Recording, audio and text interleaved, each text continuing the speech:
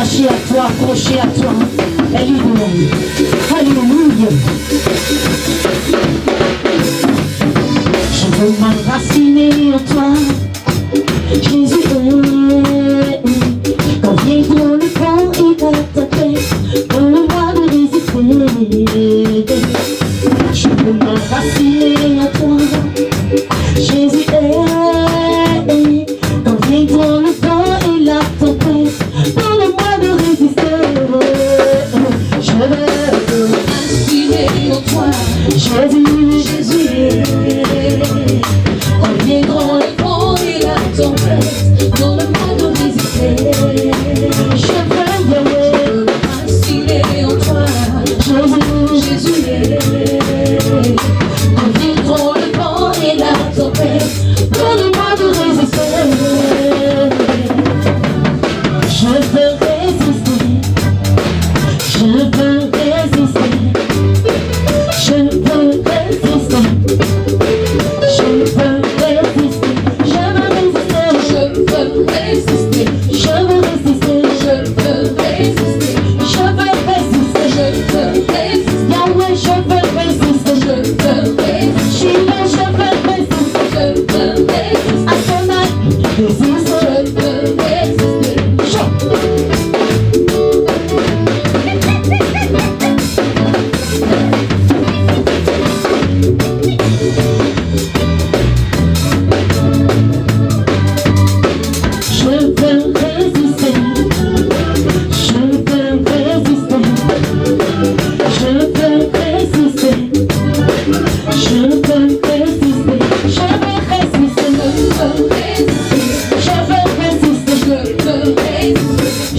résister. Je veux résister. Je veux résister. Yahweh, je veux résister. Je veux résister. Shaddai, je veux résister. Je veux résister. Mon Dieu, je veux résister. Je veux résister. Shiloh, je veux résister. Je veux résister. Je veux résister. Je veux résister.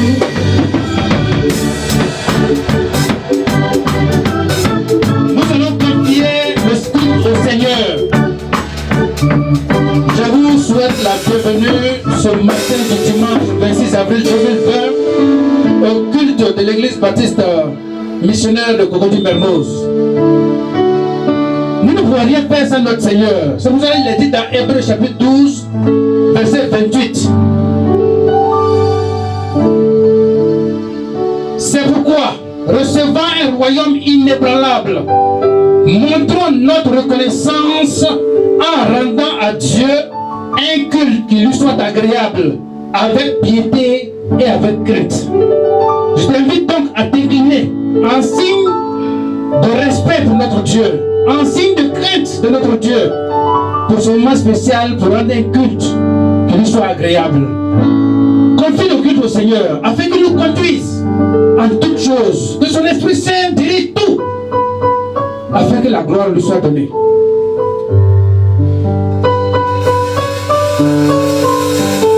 Alléluia. Seigneur, sois béni.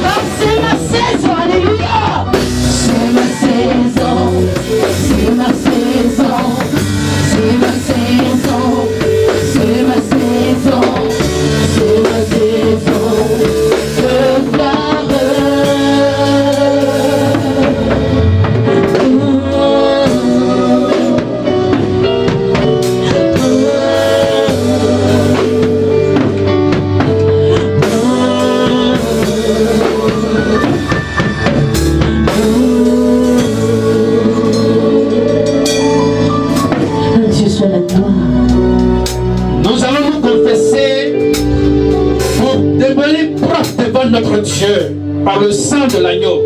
C'est pourquoi je t'invite à prendre Daniel chapitre 9 au verset 16 où il est dit: Seigneur, selon ta grande miséricorde, que ta colère et ta fureur se détournent de ta ville de Jérusalem, de ta montagne sainte, car à cause de nos péchés et des iniquités de nos pères, Jérusalem et ton peuple sont en opprobre à tous ceux qui nous entourent. Tu vas dire, à cause de mes péchés, à cause des péchés de l'humanité, nous sommes en opprobre. Nous sommes envahis par les virus. Nous sommes envahis par toutes sortes de calamités. Et tu vas confesser non seulement ton péché, le péché de ton pays, le péché de l'humanité devant Dieu, afin qu'il pardonne et qu'il nous débarrasse de ces virus, de ces calamités. Prions notre Dieu pour nous confesser. Là où tu es, incline-toi comme signe de soumission à l'Éternel et confesse ton péché. Mon Dieu, crie en moi et cœur pur. Oh Dieu, crie en moi et cœur pur. Renouvelle en moi un esprit bien disposé. Oh Dieu, crée en moi un cœur renouvelle en moi un esprit bien disposé. Oh Dieu, crée en moi un cœur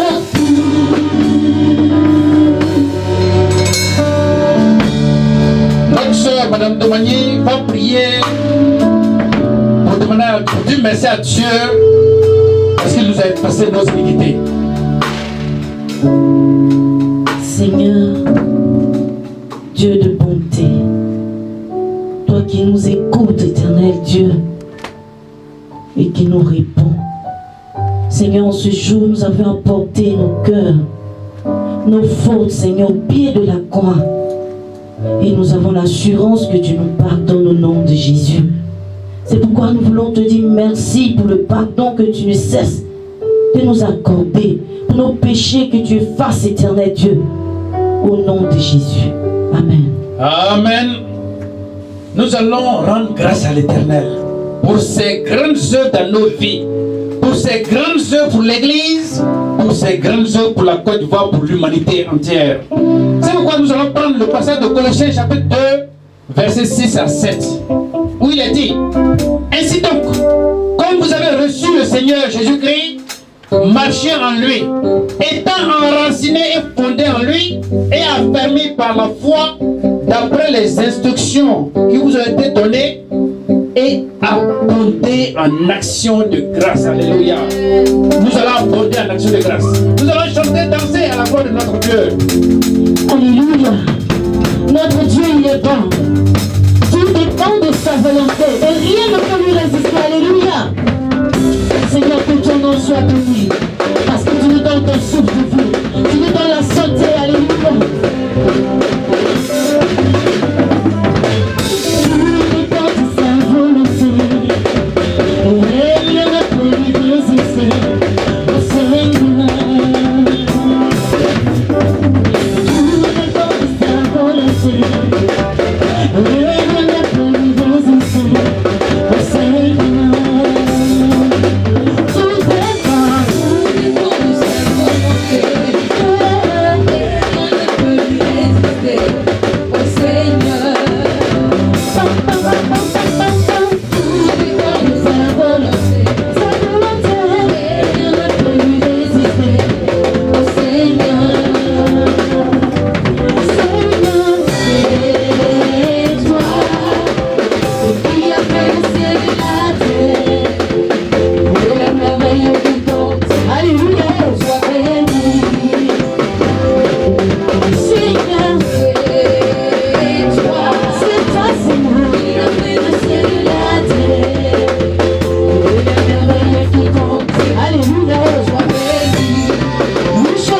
Grâce à la gloire du Seigneur, en lui disant merci pour tout ce qu'il a fait pour toi. Alléluia.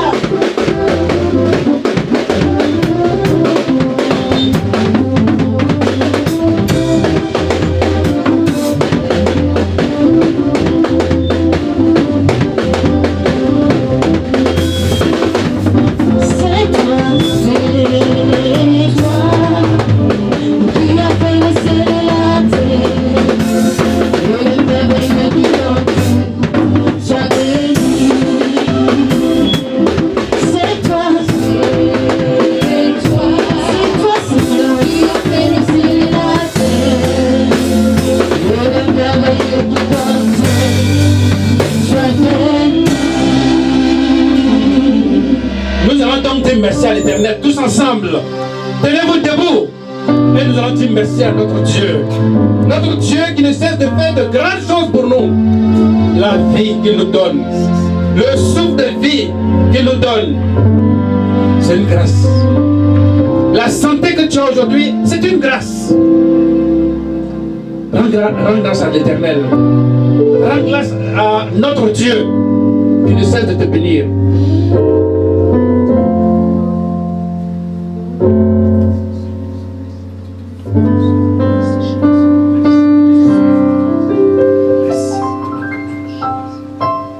Notre sœur Madame Goliti va rendre grâce à l'Éternel à notre nom à tous. Gloire, gloire, gloire te soit rendue, ô Dieu Tout-Puissant, toi qui règnes dans le ciel et sur la terre. Merci Dieu de tout notre cœur en ce jour. Éternel, tu nous fais la grâce d'être en vie, d'être en bonne santé. Merci pour les différentes familles de cette église. Merci pour ce pays que tu préserves. Merci pour tous les autres pays. Nous voulons te dire merci d'un cœur sincère, d'un cœur profond, pur, Jésus. Que toute la gloire te revienne au nom de Jésus. Amen. Amen. Amen. Nous allons passer à un moment d'adoration de notre Seigneur. Et pour cela, nous allons lire dans l'Apocalypse, le chapitre 19, à partir du verset 4. Il est dit: et les 24 vieillards et les 4 êtres vivants se prosternèrent et adorèrent Dieu assis sur le trône en disant Amen, Alléluia. Et une voix sortit du trône disant: louez notre Dieu, vous tous serviteurs, vous qui le craignez, petits et grands. Et j'entendis comme une voix d'une foule nombreuse, comme un bruit de grosses eaux et comme un bruit de fort tonnerre, disant Alléluia, car le Seigneur notre Dieu Tout-Puissant est entré dans son règne. Alléluia. Adorons notre Seigneur par des cantiques d'abord, puis ensuite par la prière. Seigneur, les cieux proclament la gloire du ressuscité. Il y a de cela quelques semaines, Seigneur, tu es allé à la croix pour que nous ayons la liberté. Et en ce jour, nous voulons bénir ton nom, Jésus. Te rends toute la gloire. Et fléchis les genoux au pied de la croix, Seigneur, pour n'adorer que toi seul.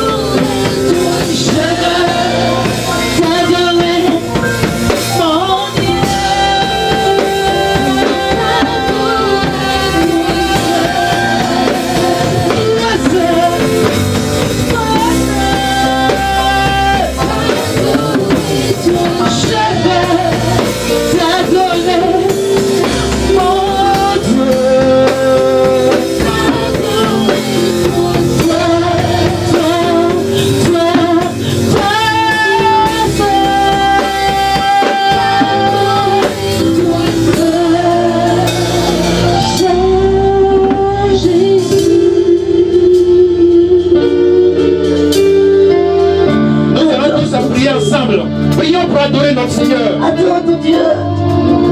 Adore ton Dieu. Adore Jésus. Oh Seigneur. Oh Jésus. Mon âme soupire après toi. Et mon esprit crie après toi, Jésus.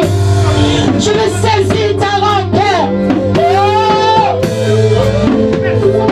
Je veux saisir ta robe, Jésus.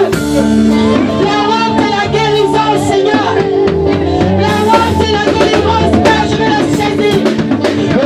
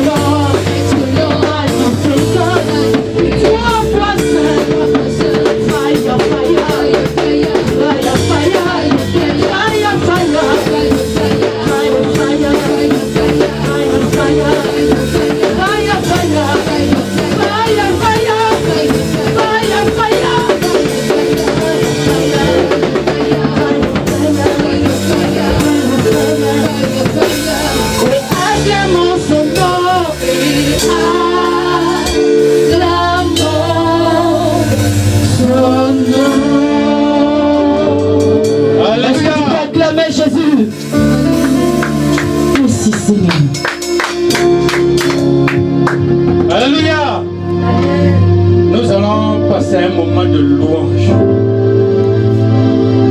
C'est pourquoi je vous invite à vous tenir debout, tous ensemble avec moi. Nous allons louer notre Seigneur, notre Dieu. Je demande à mon frère Dimitri de se tenir debout. Pousse les fauteuils là où ils sont. Que le frère Domani s'apprête. Nous allons adorer notre Seigneur, notre Dieu. Toi qui es au Gabon, toi qui es au Mali, toi qui es aux États-Unis, lève-toi, nous allons adorer notre Seigneur ensemble.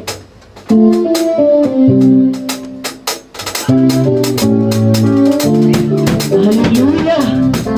Alléluia.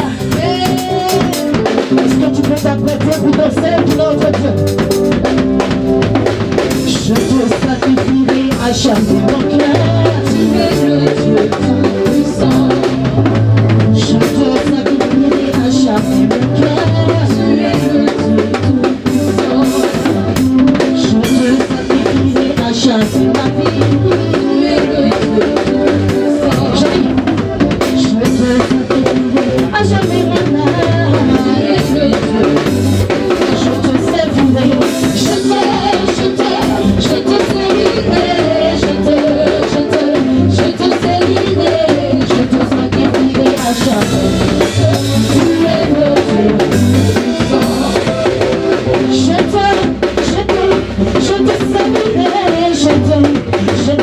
je te servirai, je te magnifier à jamais mon Père, tu es le Dieu tout-puissant.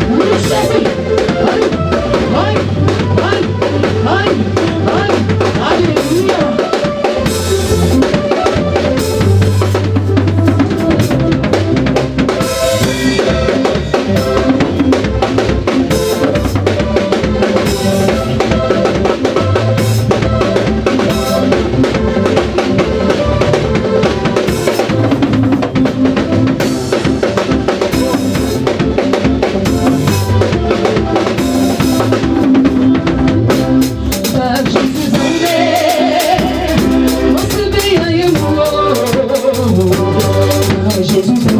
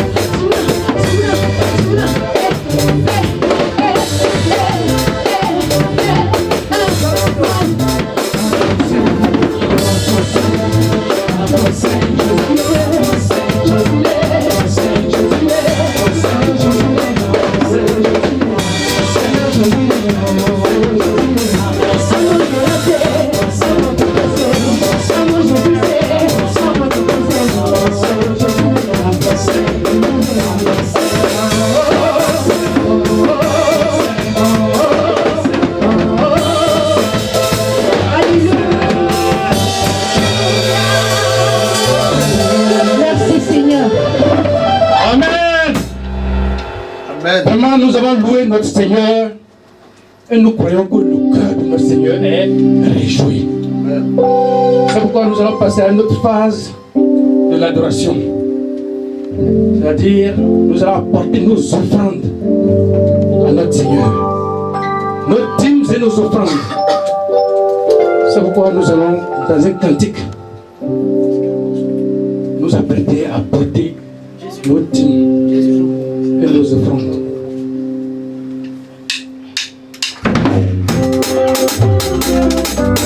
Seigneur, nous voulons t'apporter nos offrandes à la gloire de ton nom.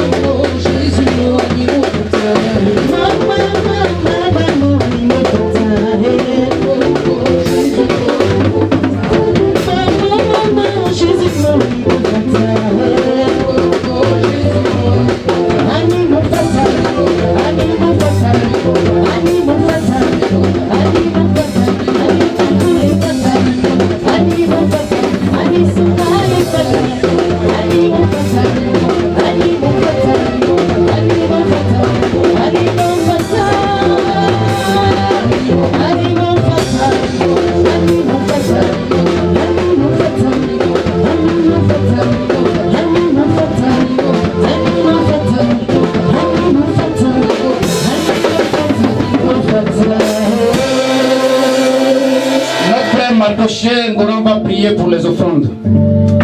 Seigneur, nous voulons te dire merci pour la grâce et que tu nous donnes de pouvoir apporter en ta présence. Merci pour ce qui a été donné.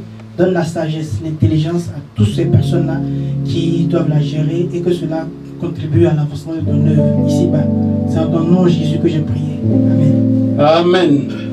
Vous voyez que pour certains, vous n'avez pas pu vous déplacer avec nous ici pour pouvoir offrir vos dîmes et vos offrandes.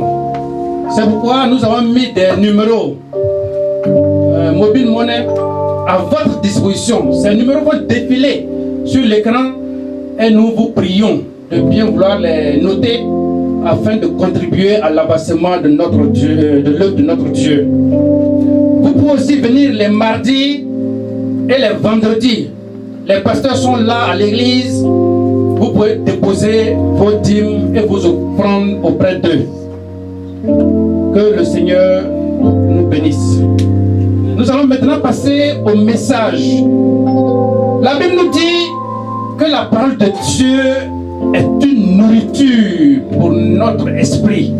Comme un homme ne peut vivre sans manger, aussi l'esprit de l'homme qui connaît Dieu ne peut vivre véritablement la vie spirituelle en Christ sans la nourriture spirituelle qui est la parole de Dieu. C'est pourquoi nous allons appeler le pasteur Nyangba Hervé afin qu'il vienne nous nourrir notre esprit avec la parole de Dieu.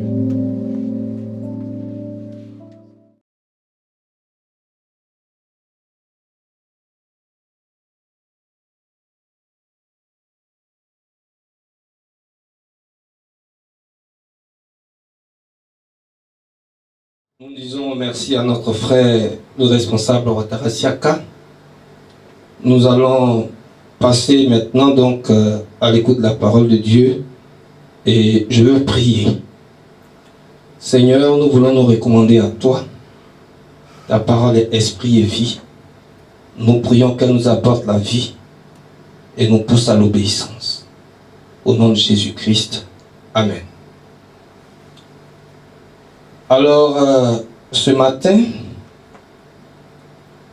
nous restons dans l'esprit de la Pâque, parce qu'il ne faut pas l'oublier, nous sommes toujours en train de marcher dans cet esprit, l'esprit du renouvellement, l'esprit de la délivrance de l'esclavage du péché, en vue de la justice en Dieu, et de même que les Israélites, nos ancêtres spirituels, ont été délivrés de l'esclavage en Égypte pour avoir part au service de Dieu dans le désert, à l'adoration de Dieu dans le désert. De même, nous avons été délivrés pour avoir part au vrai culte avec le vrai Dieu. Pâques est donc un appel au service. Et le verset qui va nous servir de support, c'est juste quelques mots. Exode 7, verset 16, laisse aller mon peuple afin qu'il me serve.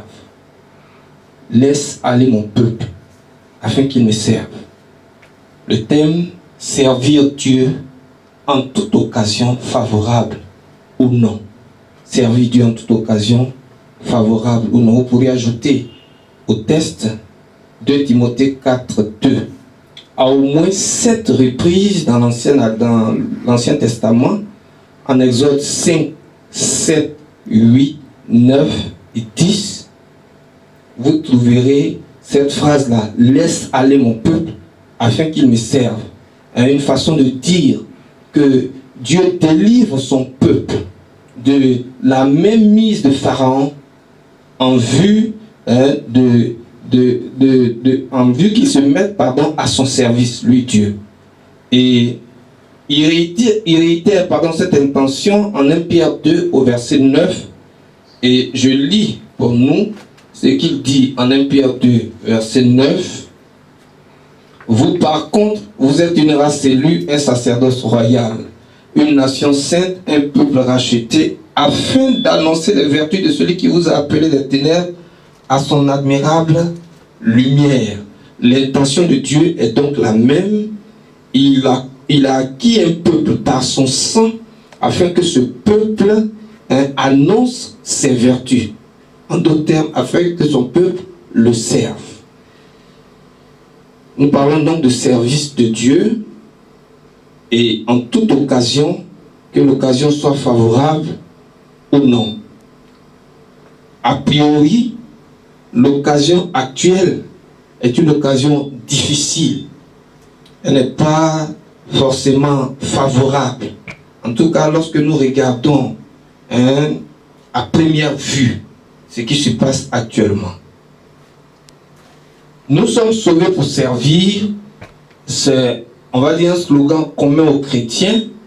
On le voit souvent sur les t-shirts affichés, sauvés pour servir.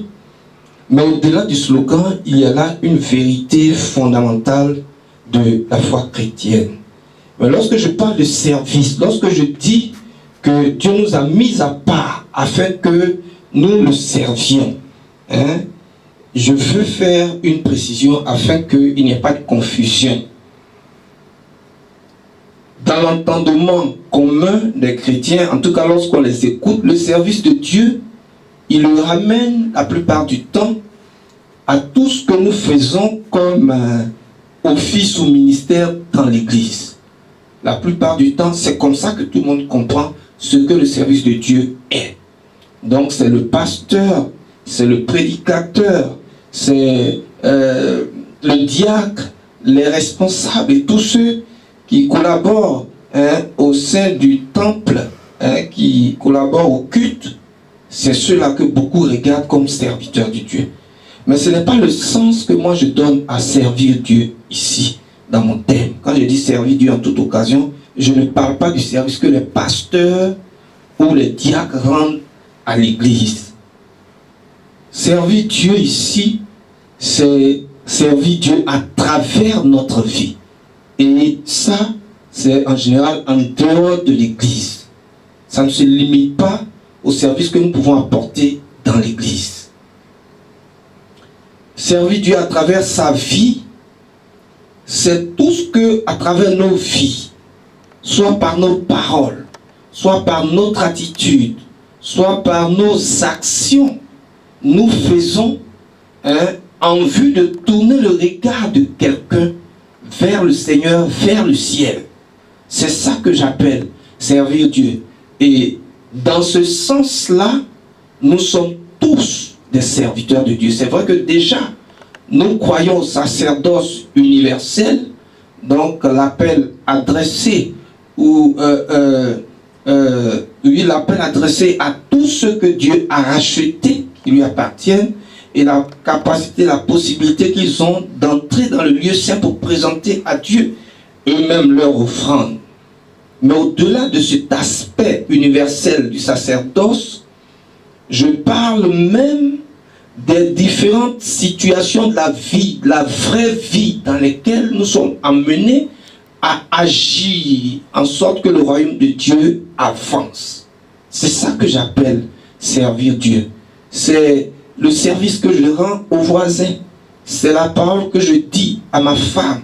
C'est l'attitude que j'ai de bienveillance dans mes rapports avec mes collègues au service.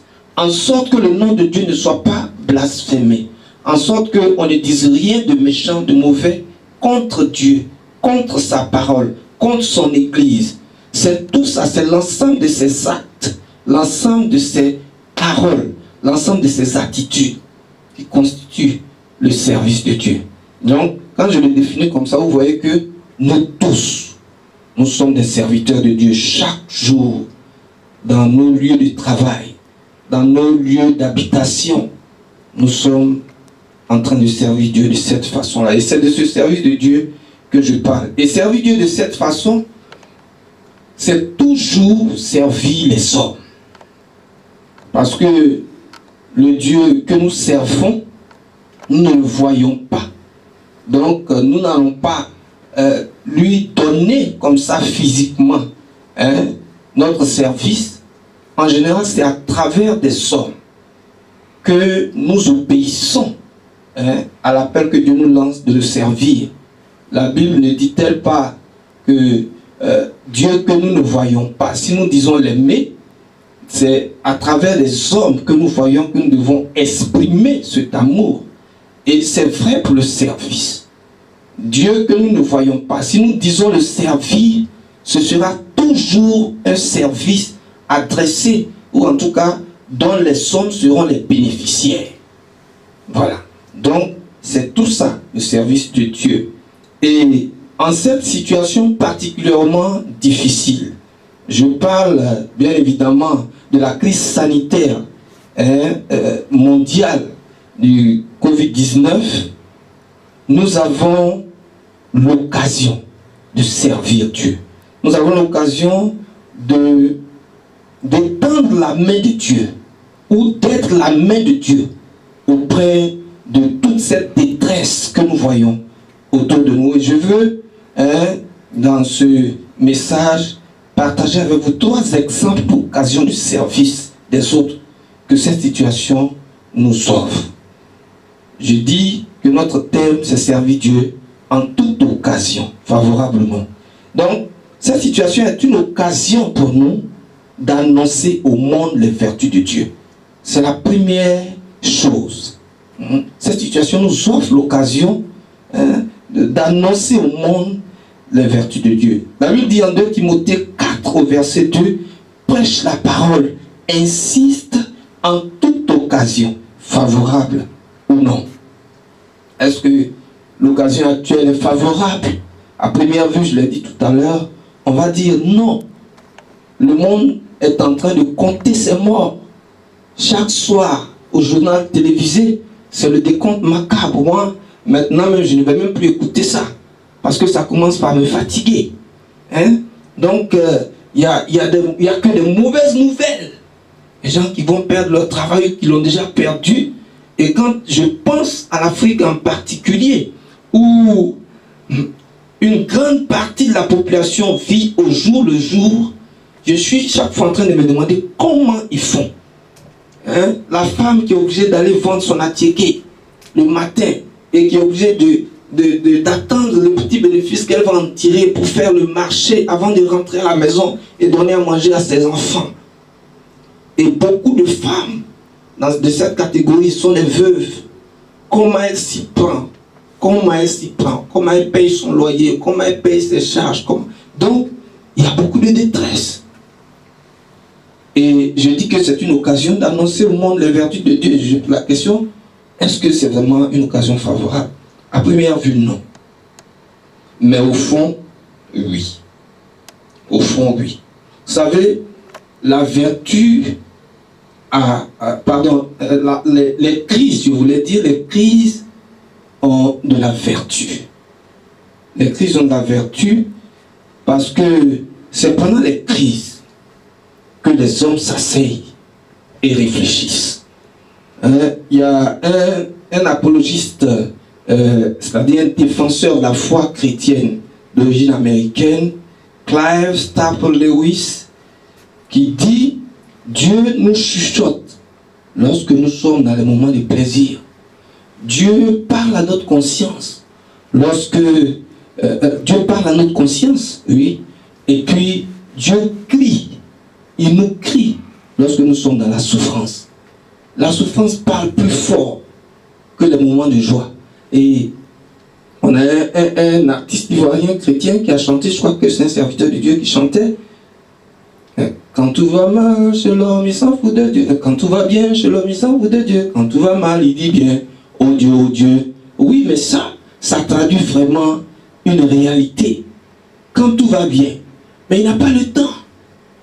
La plupart du temps, c'est quand tout va mal que les gens s'asseyent et se posent des questions pour trouver des solutions ou pour comprendre ce qui leur arrive. Donc, c'est pour ça que je dis que la vertu, les crises ont de la vertu. Vous savez, ce monde dans lequel nous sommes, il s'est bâti sur la prétention de l'homme à pouvoir se diriger sans Dieu. Les hommes sont persuadés depuis toujours qu'ils n'ont pas besoin de Dieu pour atteindre leurs objectifs. Donc, ils ont évacué Dieu de leur plan. Ils ont organisé le monde tel qu'ils pensaient qu'il devait être. Ils ont créé des institutions et des organisations pour régir la vie des hommes. Ils ont compartimenté. On a créé l'OMS pour gérer la santé, l'ONU pour les crises. On a créé l'UNICEF pour les enfants, leurs droits, l'UNESCO, la Banque mondiale, ainsi de suite. Et tout a été mis en place en sorte que c'est comme un système bien ficelé. Bien ficelé. Seulement, nous venons de nous rendre compte à la faveur de cette crise qu'il s'agissait en réalité d'une coquille vide. Il s'agissait d'une coquille vide. Il a suffi d'un petit vent qui souffle et qui s'appelle coronavirus pour que tout ça montre ses limites. Et là, quand nous voyons maintenant, en tout cas tous ceux qui avaient leur espérance dans ces choses, qui peuvent être maintenant désillusionnés et déboussolés, c'est des personnes vers qui nous pouvons aller pour leur annoncer qu'il y a autre chose au-delà de ce qu'on leur avait promis. Nous pouvons aller maintenant, nous sommes à l'aise pour leur dire que le monde n'a pas qu'une dimension matérielle, n'a pas qu'une dimension physique, visible. Il n'y a pas que les choses qu'on peut toucher qui sont réelles. Et d'ailleurs, celles qu'on ne touche pas sont même plus réelles parce que c'est elles qui déterminent celles que nous voyons. Et le temps est propice pour le leur dire. Voilà pourquoi j'ai dit oui, le temps est favorable. C'est une occasion favorable. C'est le temps de leur dire que ce monde passe, que ce monde est éphémère, que ce monde va disparaître. Vous savez, Covid-19, c'est déjà grave, c'est vrai. Mais quand je lis Matthieu 23, Matthieu 24, et que je vois la fin des temps, je m'imagine ce que ça sera. C'est déjà ce que nous pouvons considérer, en tout cas en regardant dans la parole de Dieu, comme une crise mineure.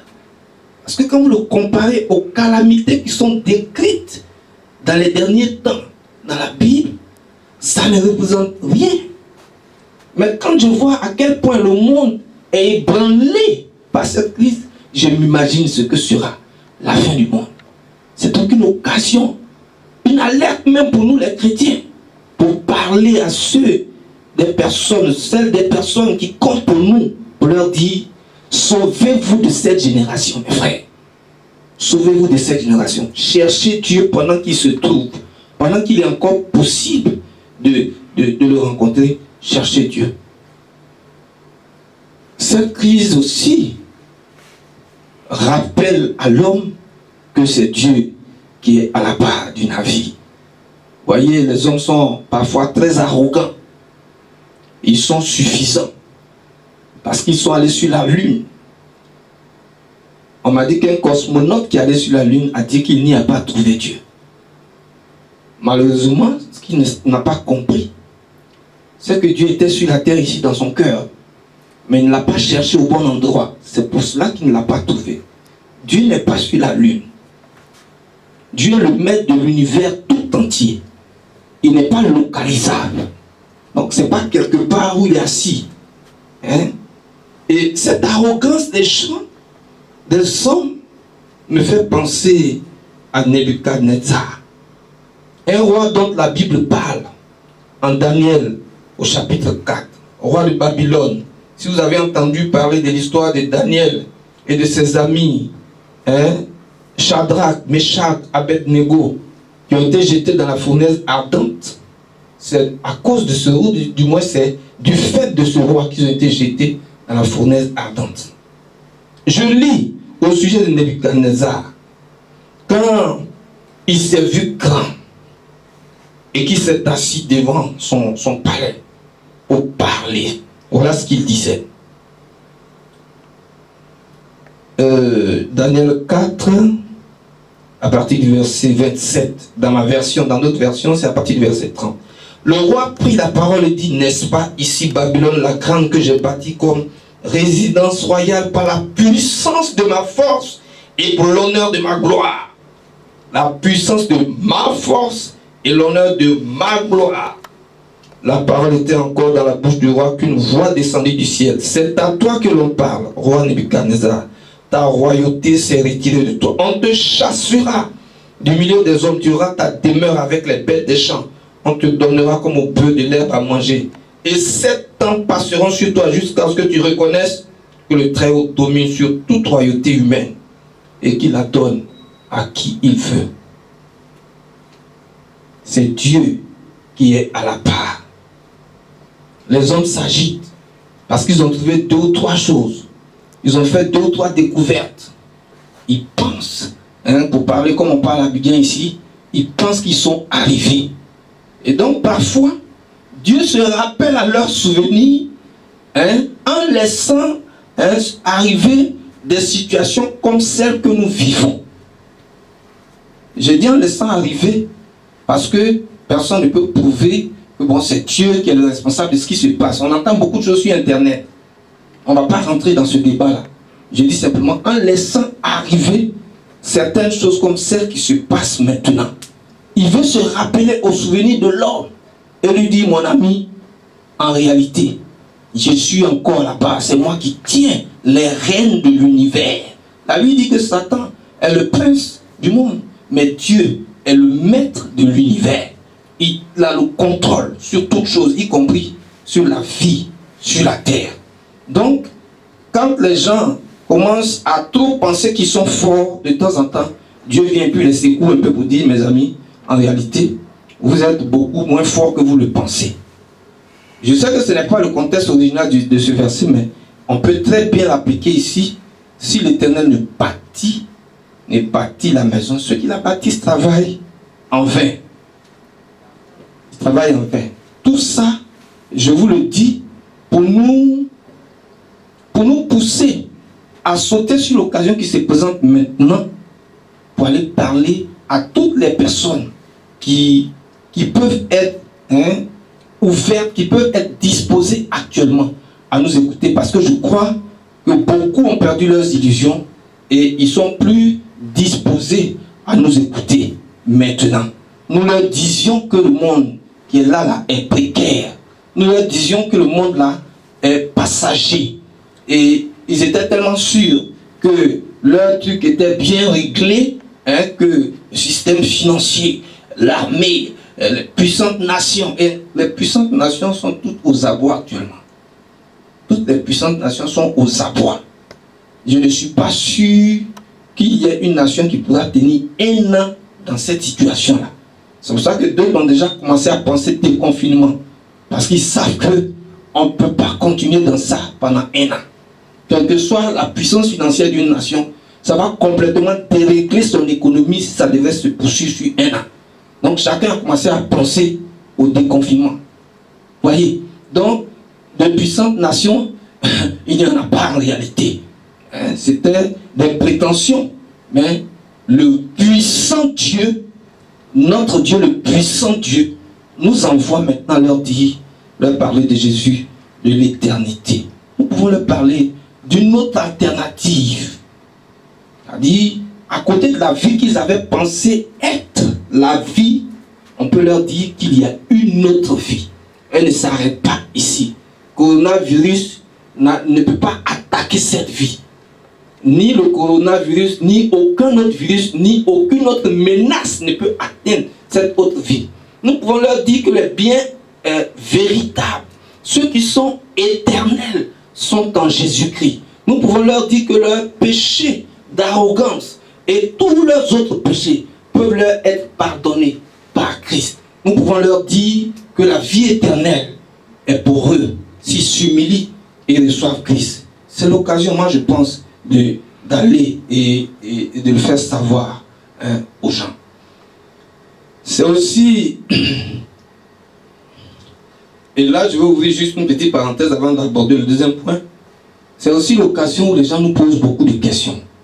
J'ai vu sur internet quelqu'un poser la question à un pasteur, mais vous nous dites que votre Jésus vous promet la vie au-delà de la vie ici, et pourtant, vous aussi vous vous barricadez, vous prenez toutes sortes de mesures pour ne pas être affecté par la maladie. Vous savez, je vais vous dire très franchement, nous n'avons pas peur de la mort. Nous les chrétiens, nous n'avons pas peur de la mort. Donc ce n'est pas la peur de la mort qui nous fait prendre ces mesures. Il faut que ce soit clair. Quand nous disons que nous suivons Jésus, c'est parce que premièrement Jésus a triomphé du péché, de Satan, de la mort, de l'enfer. Il en a triomphé. Et nous qui sommes identifiés ou bien attachés à Christ par la foi, nous avons vaincu toutes ces choses. Et ce n'est pas de la démagogie, ce sont des certitudes. Mais je comprends ceux qui en doutent. Ils ne peuvent pas ressentir ça comme nous le ressentons. Ils ne peuvent pas comprendre. Tant que l'Esprit de Dieu n'est pas venu leur parler, les toucher, ils ne peuvent pas saisir ça. Ce n'est pas la peur de la mort, non. Mais en réalité, c'est la peur de mourir bêtement. Comprenez? On ne veut pas mourir bêtement. Pourquoi? Parce que pour nous autres chrétiens, la vie est une ressource que nous avons besoin de mettre au service de Dieu. Voilà. La vie est une ressource que nous investissons pour le royaume de Dieu. Et donc, tant qu'on peut disposer de cette ressource, nous en disposons. Parce que de toutes les façons, un jour viendra, nous rentrerons tranquillement. Il n'y a pas de quoi aller au-devant de la mort quand on peut utiliser la vie pour glorifier le Seigneur Jésus-Christ. Donc, il faut que ce soit clair. Ce n'est pas la peur. Ce n'est pas que la mort nous épouvante, non.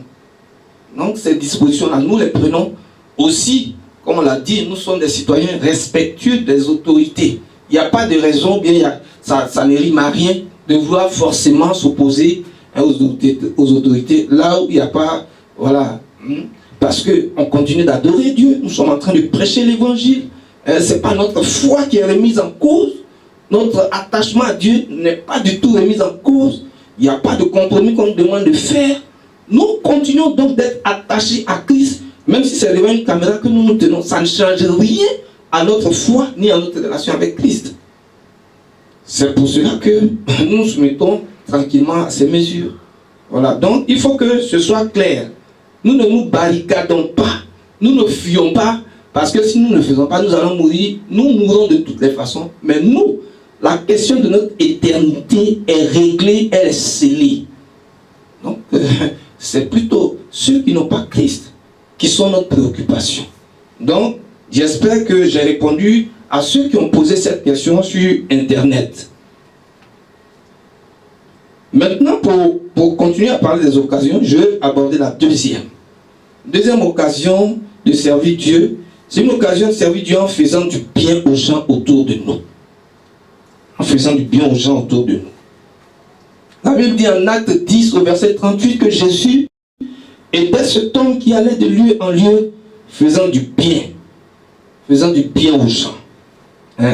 Et nous sommes le peuple ou les enfants de Jésus. Nous avons le même ADN que lui. Nous avons le même caractère, le même cœur que lui. Nous allons de lui à lui, en tout cas, nous devrions aller de lui en lieu pour faire du bien aux gens.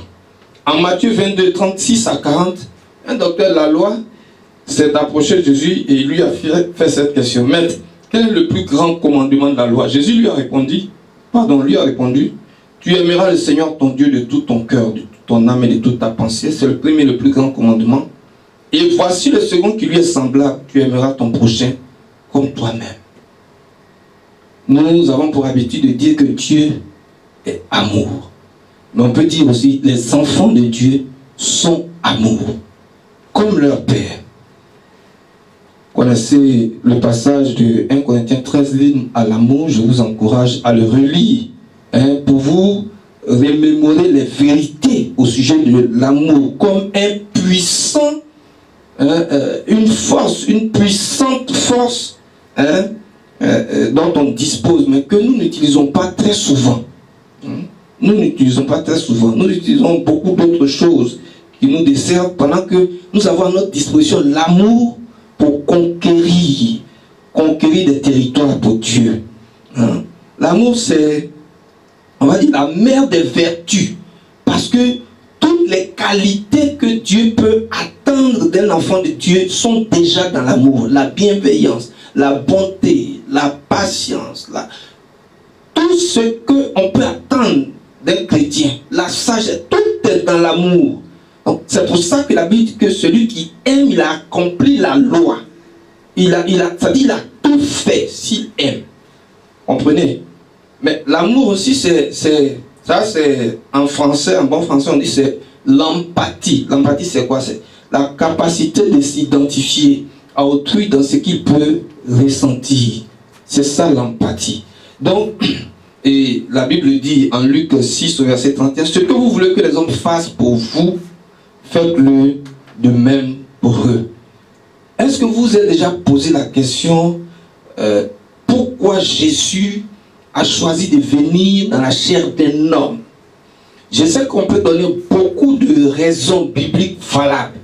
L'une des raisons qui me semble essentielle, mais en tout cas très importante, c'est que Jésus est descendu, est venu dans la chair d'un homme pour expérimenter, expérimenter jusque dans sa chair ce que nous pourrions éprouver, ce que nous pourrions ressentir, de sorte que lorsque tu pleures, lorsque tu souffres, Jésus sait ce que c'est. Lorsque tu es dans le manque, lorsque tu es seul, Jésus a déjà expérimenté ça. Il est passé par là. Il peut te comprendre parce que c'est quelque chose qu'il a vécu jusque dans sa chair. Et c'est ça, on va dire l'empathie. Être capable de se mettre à la place des autres. Je me suis posé la question, mais pourquoi certaines personnes peuvent rester indifférents à la détresse, par exemple, des autres? Peut-être parce qu'ils n'ont pas appris à se mettre à la place des autres. Ils n'ont pas appris à se mettre à la place des autres.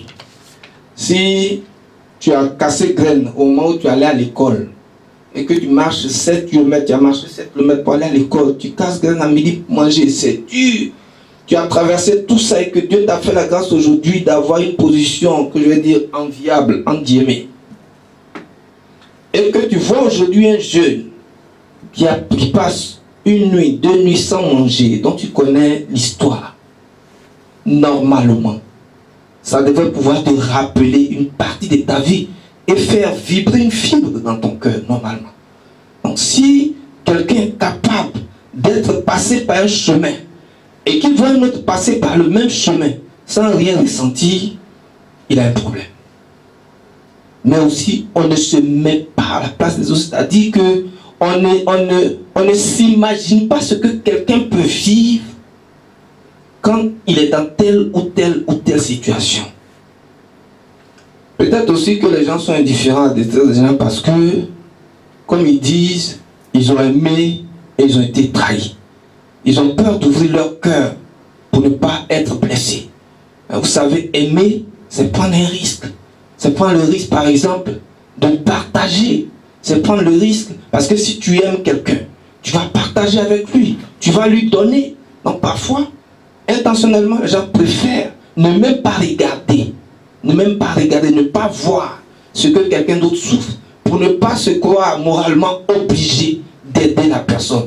Donc de cette façon, ils ferment leur cœur à la détresse des autres. Parce qu'ils se disent que s'ils savent, ils sont interpellés, ils se sentiront quelque part obligés d'agir. Parce que comment d'autres sont indifférents à la détresse. Hein? Ceux qui disent qu'ils sont blessés, ou bien qui ont fait du bien et qu'on leur a rendu ça en mal, voici la réponse que Galates 6:9 leur donne. Ne nous lassons pas de faire le bien. Et lorsque nous, en tant que chrétiens, nous faisons du bien, nous n'en attendons pas en retour que ceux à qui nous avons fait du bien nous rendent le bien. Sinon, ce serait juste une transaction. Ce ne serait plus faire du bien selon Dieu. C'est nous qui sommes dépositaires de l'amour selon Dieu. C'est nous qui sommes l'église de Dieu qui avons reçu l'Esprit de Dieu, qui pouvons aimer comme Dieu aime, comme Dieu est amour. C'est nous, c'est pas les autres. Les autres doivent nous suivre. Nous sommes en tête de liste, nous sommes la première ligne. C'est nous qui montrons aux autres comment on aime. Notre amour à nous, il est désintéressé. Nous ne cherchons pas des voix des lecteurs. Donc nous ne disons pas donner ou partager pour attendre en retour que quelqu'un vienne nous élire. Nous ne sommes pas des politiciens. Nous nous aimons délibérément. Nous nous aimons de façon désintéressée. En tout cas, c'est comme ça que l'amour est pour les chrétiens. Et dans cette crise, je n'ai pas toujours l'occasion de servir Dieu dans cette crise.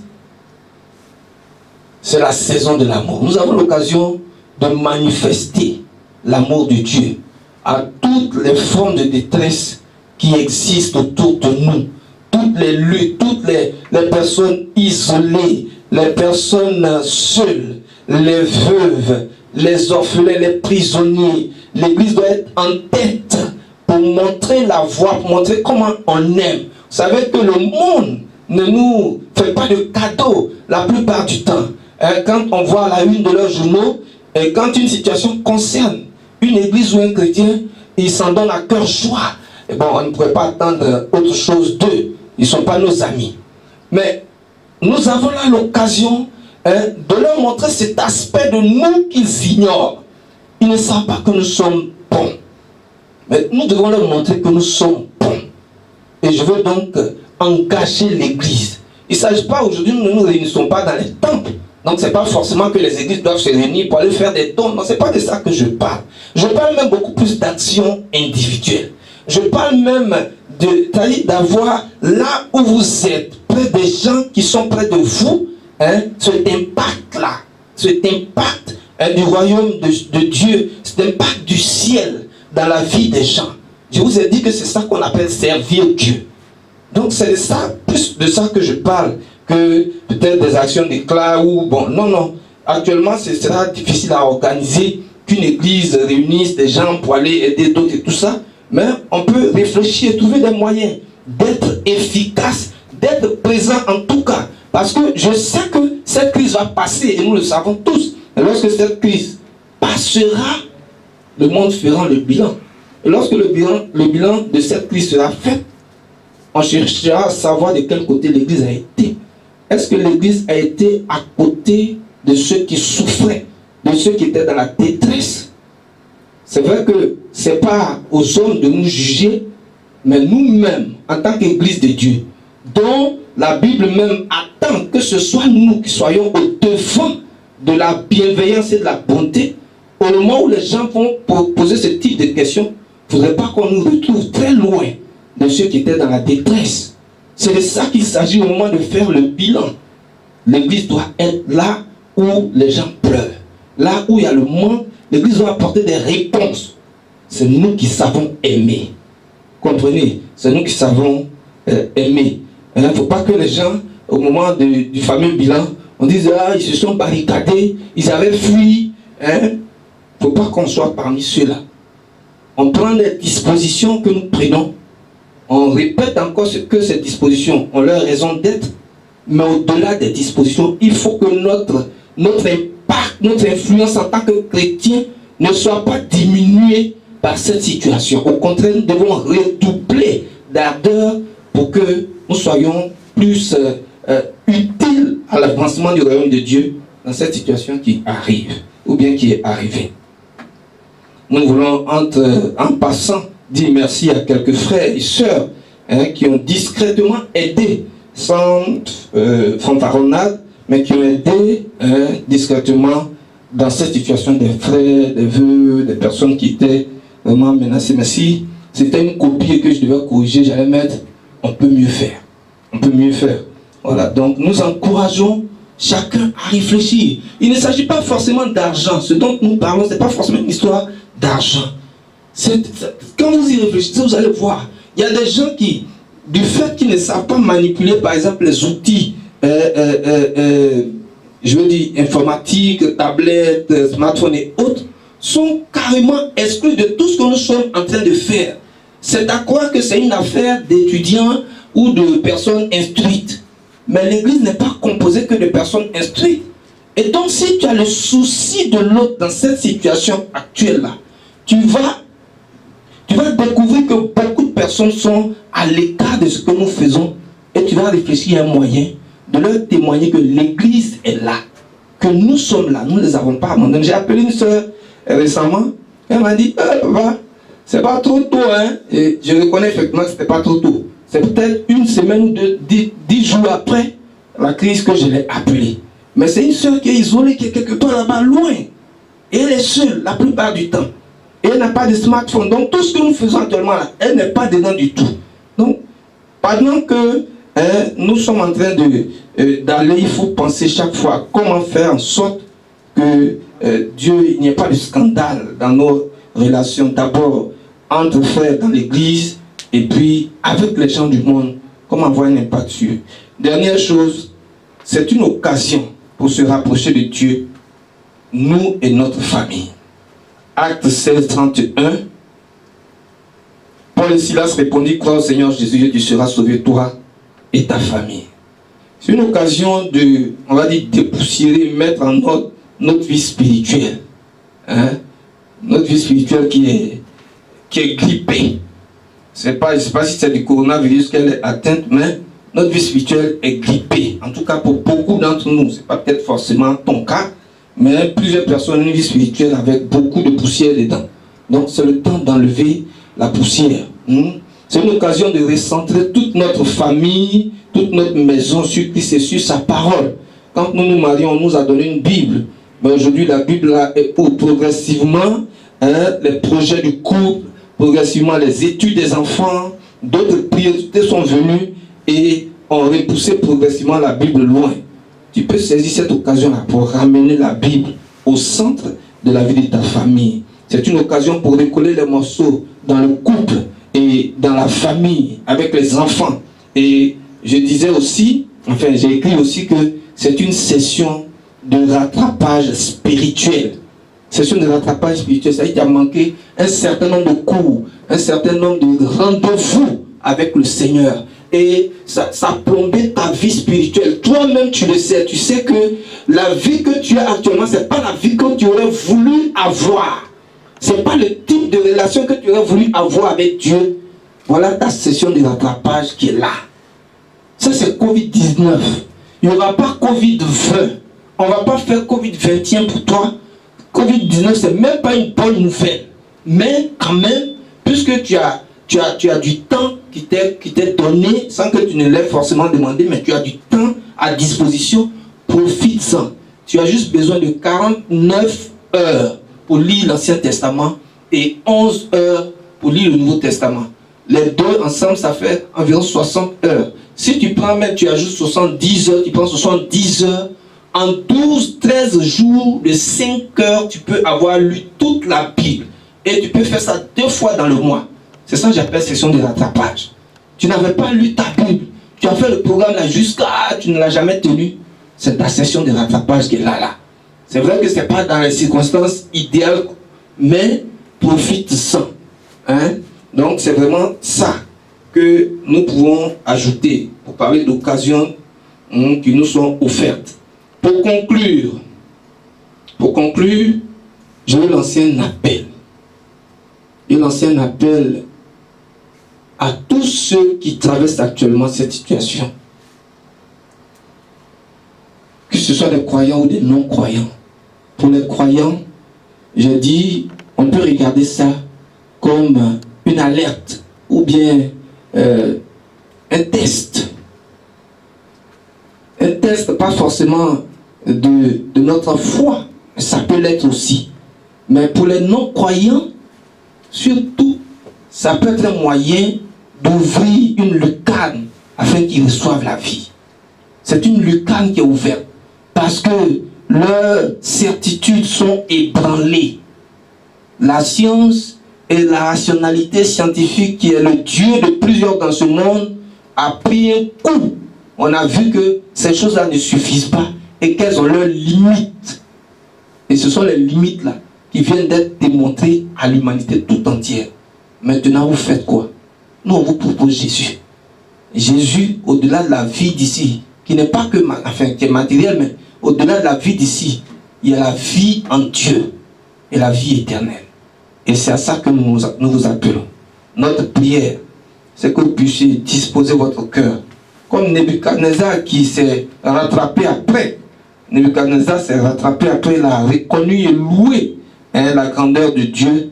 Notre prière, c'est que vous aussi, vous puissiez en venir à reconnaître la grandeur de Dieu, vous humilier pour recevoir de lui la vie éternelle. Que Dieu vous bénisse et que sa grâce soit sur chacun de nous. C'est au nom de Jésus que nous avons prié. Amen.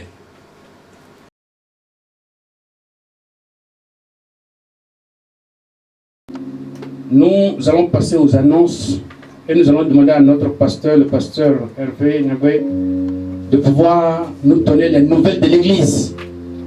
Et je vous exhorte à prendre des calepins pour noter ces différents événements, pour pouvoir répondre présent à ces événements-là. Nous disons encore merci au Seigneur. Nous allons rappeler simplement pour les annonces que l'Église continue sa vie normale, ses activités normales, même si désormais c'est en ligne pour les raisons que tout le monde sait. Donc les mardis, nous avons nos réunions d'études bibliques. Seulement il faudra y ajouter mercredi, mardi pour les hommes, mercredi pour les femmes et jeudi pour les jeunes. Le vendredi, nous avons le temps de prière pour toute la communauté. Et puis le dimanche, de 8h30 à 10h, le culte des adultes. Et de 10h à 11h, le culte des enfants. Il faut ajouter à toutes ces annonces que les mardis et les vendredis, les pasteurs reçoivent. Donc nous sommes ici, le principal et moi-même, nous sommes là pour les réceptions mardi et vendredi. Et puis, tout le mois de mai est consacré à l'enseignement sur le Saint-Esprit, sa nature, sa personne, ses œuvres, en tout cas tout ce que nous avons besoin de savoir à partir des Écritures pour nous préparer à rentrer dans le temps de la Pentecôte qui arrive bientôt, sera enseigné. Voilà donc pour les annonces, nous allons prier pour mettre un terme à notre culte de ce matin. Seigneur, nous voulons te bénir. Nous voulons prier que ton esprit accompagne ton peuple. La parole a été donnée, mais comme elle est vie et esprit, c'est par l'esprit qu'elle peut être saisie. Nous prions donc au Dieu que toi-même, Saint-Esprit, tu te charges d'appliquer ce qui a été dit dans les cœurs. Nous voulons te recommander chaque famille, chaque maison, chaque frère, chaque sœur, mais aussi toute l'église de Dieu dans notre pays. J'ai une pensée particulière ce matin pour tous les médecins et toutes les personnes qui travaillent dans le corps médical, oh Dieu, qui sont en première ligne dans cette lutte contre le coronavirus.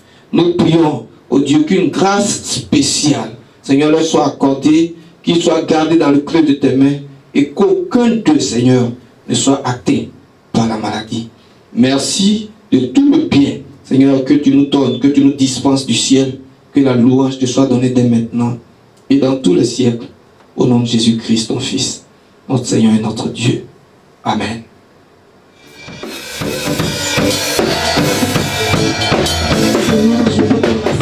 toi. Je veux m'accrocher à toi. Parce que tu es la mission, alléluia. Quelles que soient les situations de la vie, attaché à toi, accroché à toi, elle est de alléluia. Je veux m'enraciner en toi.